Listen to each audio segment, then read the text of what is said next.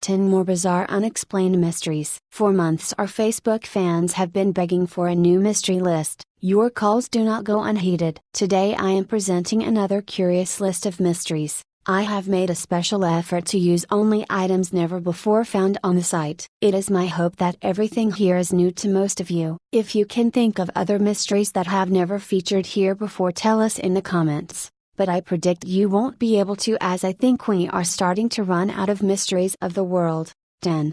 Solid light. Solid light stories often occur around the time of UFO appearances. It is light which appears to have the properties of a solid object. Witnesses of UFOs have reported seeing a beam of light unrolling from the flying saucer and disturbing the ground beneath it physically. It is also said that these solid lights can enter buildings and turn corners. This is, of course, a concept completely unknown to modern science. 9.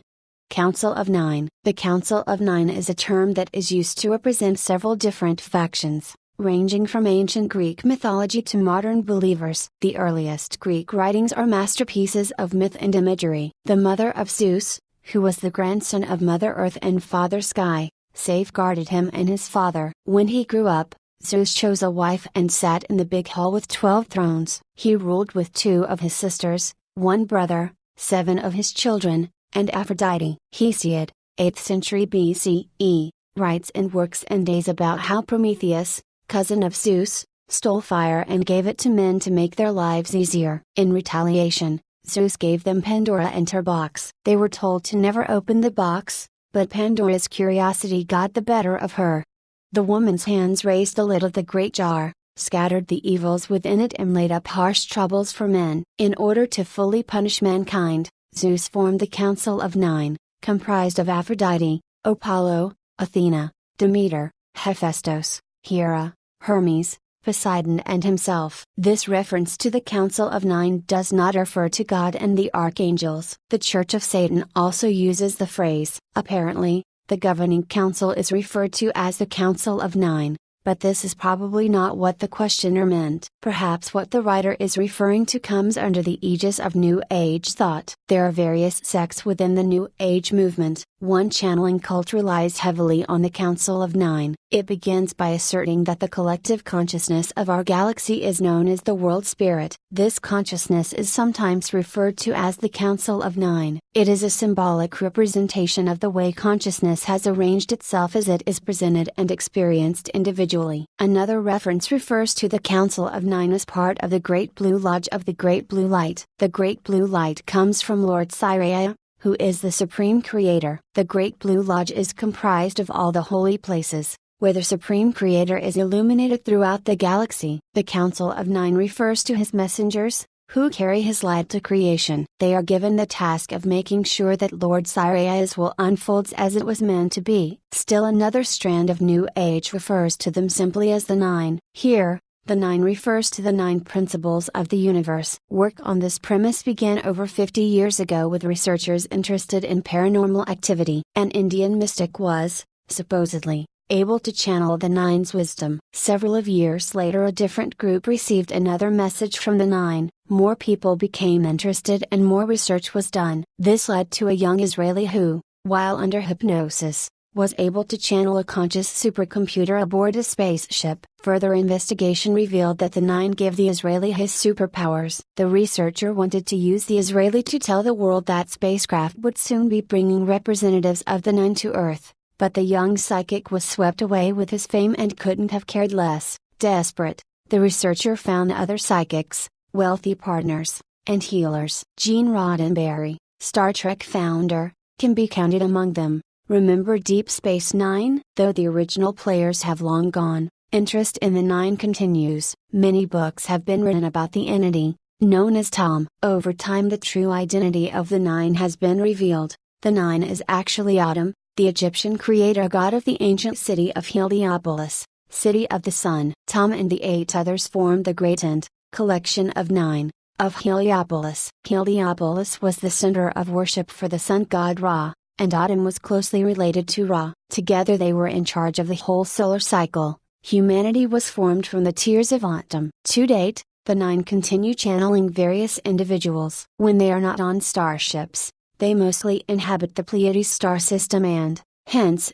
are oftentimes referred to as the Pleiadian Council of Nine. There, a planet, Era, has become their communication hub. Most communication is done through telepathy. The purpose of the Nine is to assist those who are interested in connecting to their higher self. The higher self is that which is close to the creator source. Upon doing that, one needs to merge the higher with the lower self, the one that lives on Earth. This merger is known as one's multidimensional self. This allows one to live in the now, but the goal is to be able to experience life outside of time. The one who wishes to connect with the Nine simply states the request, "I connect with the Pleiadian Council, please connect with me." There is little elaboration, but apparently at that point, the Nine will reveal themselves, or at least one of them will. They act to promote the good of all, which is why they have a hard time on Earth, because that is rarely the goal of earthly society. Still, they are happy to help with whatever issue is needed. Physical or emotional healing or spiritual growth. All communication occurs through telepathy, and one's goal is to see while in a meditative state. The goals of the Nine correspond with the New Age movement. It is primarily a thought system without a specific hierarchy or doctrine. It emphasizes correct thinking and knowledge, feeling good, universal toleration, and moral relativism. Its goal is to reunite humans with their creator source. This will happen as individuals become more enlightened. None of this suggests that God and the archangels comprise the Nine. According to the Bible, Michael is the only angel identified as an archangel. The Apocrypha names other angels as archangels. They are Gabriel, Raphael, and Uriel. Some scholars think Lucifer was an archangel before he fell away. Revelation speaks of 7 angels who stand before God with 7 trumpets. See Reverend 8-2. That puts the number between 3 and 7. Perhaps there are more among the heavenly host, but no one knows for sure. And even though some sources suggest that Michael is one of the 9, most write about the 9 passing through the pantheon of archangels and angels on their way to communicating with those on Earth. Nor are the 9 equated with God. In New Age thinking, God is comprised of all people, including the 9. Others, however, might equate God with the Creator Source, knowing that there is one God with many different names and attributes. Beyond that, however, trying to commingle the various concepts might be an effort in futility and one that could never be known for certain. 8. Skyquakes. Since long before the advent of supersonic flight, immense booms have been heard emerging from clear skies. No explanation has been found for these so-called skyquakes. There is no sign of lightning, which can travel long distances, even in clear skies, and no other human explanation for why the sky suddenly booms at the Earth. Some believers may consider this evidence for extraterrestrial activity, while skeptics continue to try to find a scientific explanation. Scientists, so far unable to explain the phenomenon, have resorted to explaining it away as one or all of the following: radio waves, solar activity, and even submarine activity, despite the sounds being heard miles inland. 7.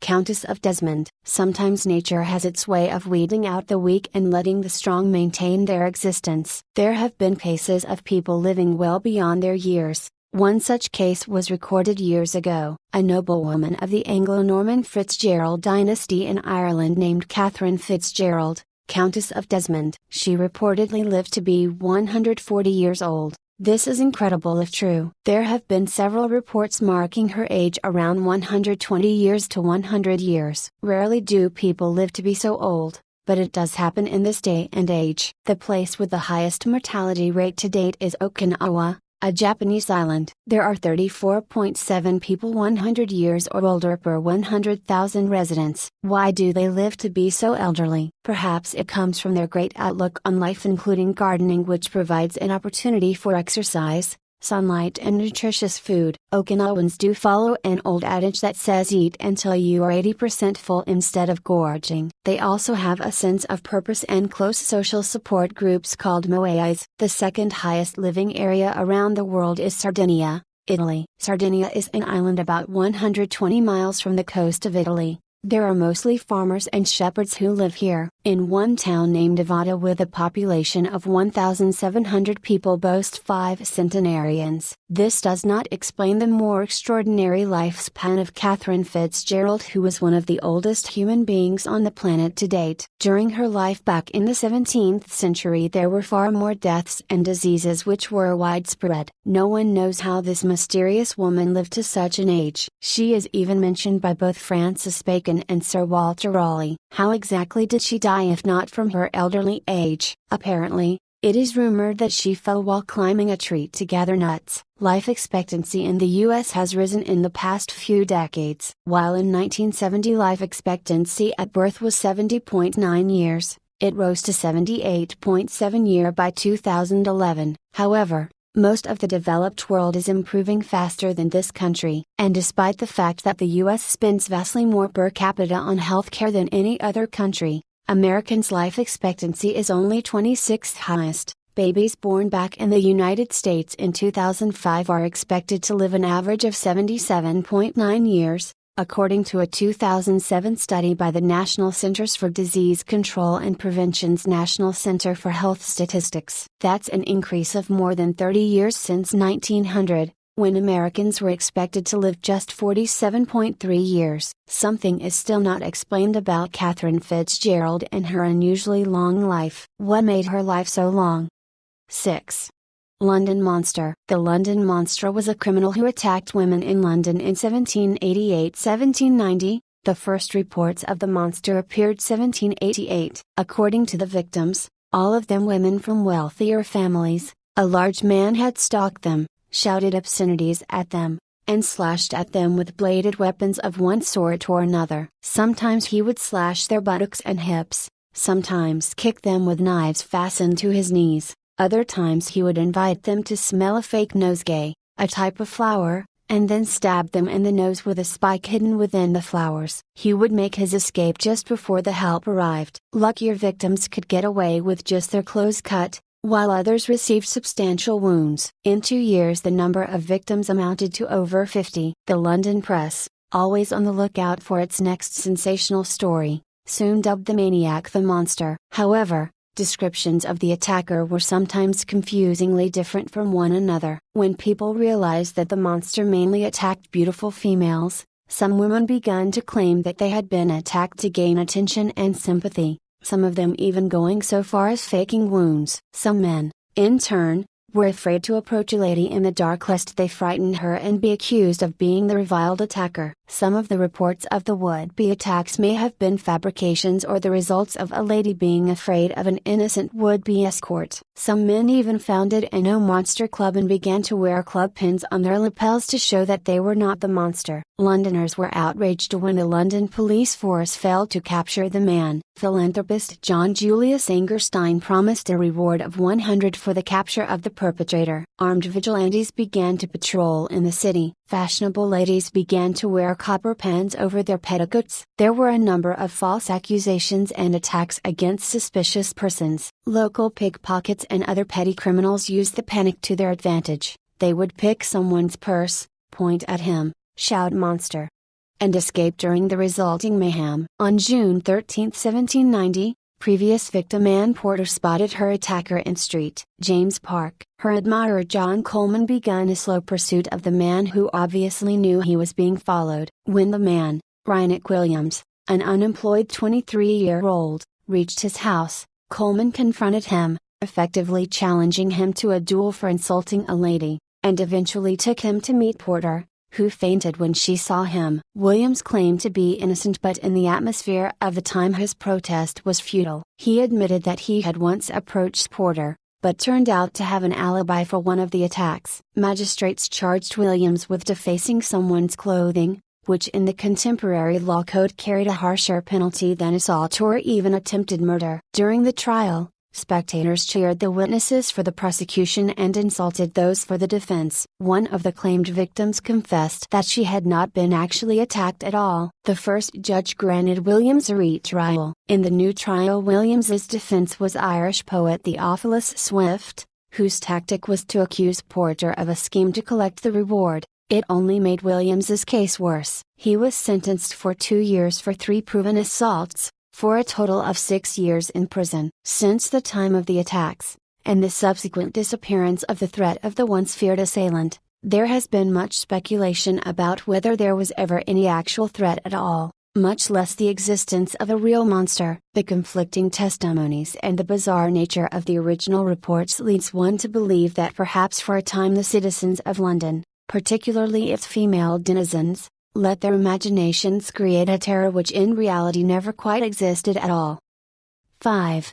Pollock twins. I don't believe in reincarnation, but regardless of beliefs, this is a strange tale. In 1958, Gillian and Jennifer Pollock were born, twins. 2 years previously their sisters, also twins, had been killed in a car crash. Gillian was born bearing the same birthmarks as one of her sisters, and as soon as the twins were able to talk they began to recount aspects of their sisters' lives that they could simply not know. Furthermore, they recognized the house that their parents had previously lived in with their sisters and were able to each identify the toys belonging to their respective siblings. Even creepier is the fact that both twins could recount, in vivid detail, the events leading up to and during the fatal crash that killed their sisters.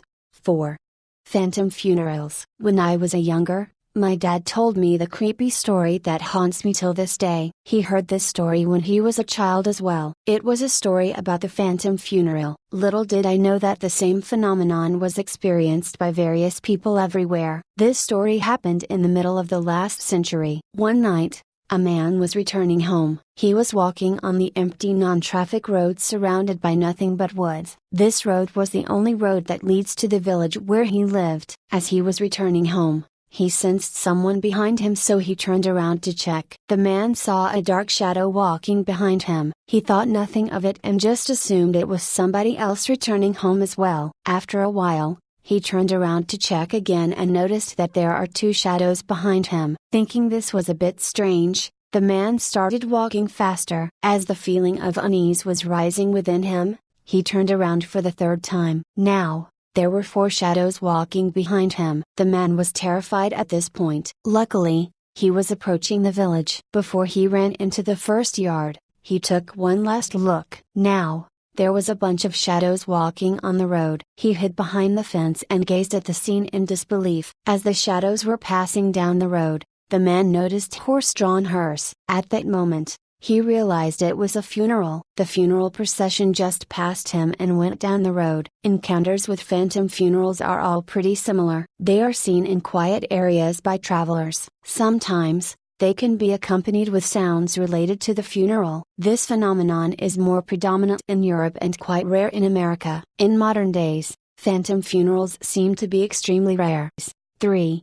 Croglan Grange vampire. Croglan Grange was a house owned by the Fisher family in Cumbria, England for centuries. It was used as a summer home by 2 brothers and their sister. One summer when staying in the house, Amelia saw from her window 2 bright lights in the distant graveyard that seemed to be peering at her. They began gliding towards the house over the graves and the lawn of the property. Suddenly a face appeared at the window which she described as brown with fiery eyes. The creature had a bony hand with which he scraped the lead away from the window, allowing him to enter. He attacked the woman, whose screams brought her brothers running. The mysterious man escaped through the window. A year later the very same creature came to visit, but this time they were prepared. They shot him in the leg, but still he escaped. The next day the brothers went to the graveyard to find evidence and discovered a tomb full of coffins that had been broken into with their macabre contents scattered across the floor, but one coffin remained intact. They opened the lid and there lay the man that had attacked their sister. Believing they were dealing with a vampire, they set fire to the body.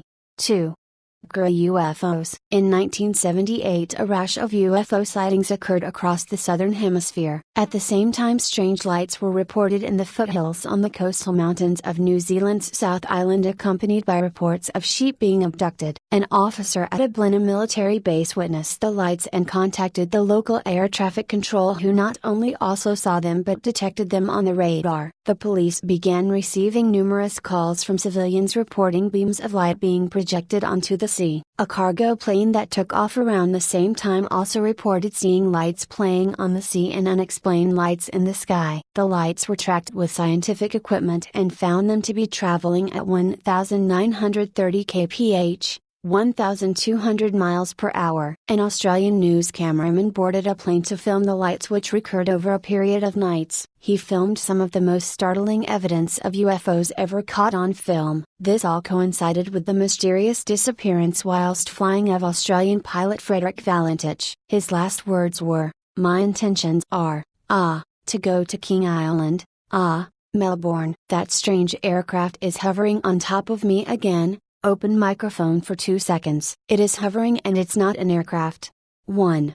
Hairy hands. In the 1920s, a spate of accidents plagued a lonely road crossing Dartmoor in Devon. All of the accidents were fatal and seemingly unexplained, as there was nothing particularly strange about that part of the road. One evening another accident occurred, but this time the driver survived. When he regained consciousness in hospital, he was visibly shaken. He explained to the police what happened. As he approached the accident-prone part of the road, he felt a pair of rough, hairy hands grab the steering wheel, wrenching it from his control. Further accidents happened, and yet another survivor described the very same thing. Sometime later, a self-proclaimed psychic was driving on the road, and as she passed the area, she saw a pair of disembodied hairy hands crawling up her car window.